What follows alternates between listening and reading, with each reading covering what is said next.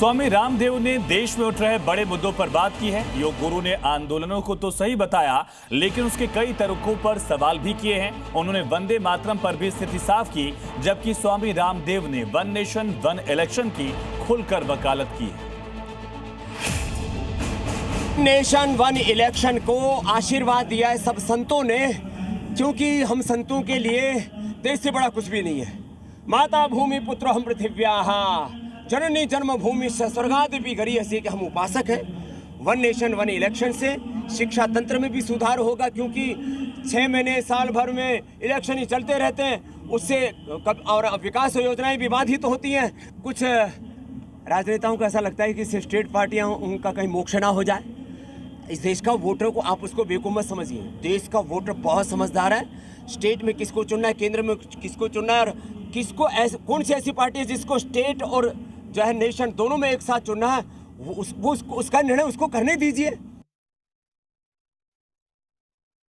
सुधार यद्यपि शिक्षा तंत्र, चिकित्सा तंत्र, अर्थतंत्र, कृषि तंत्र, लोकतंत्र के विविध घटकों में सुधार की आवश्यकता है, और उसके लिए भी देश की सरकार भी काम कर रही है, आगे भी काम होते रहेंगे। लेकिन कुछ लोगों को ऐसा लगता है कि देश में कुछ अच्छा काम हो ही नहीं रहा, इसलिए छोटे छोटे बच्चों को भी 5, 7, 10 साल के बच्चों को आगे कर रहे हैं कि थाना घेर लो, एसपी को घेर लो, डीएम को घेर लो, सड़कों के ऊपर खड़े हो जाओ।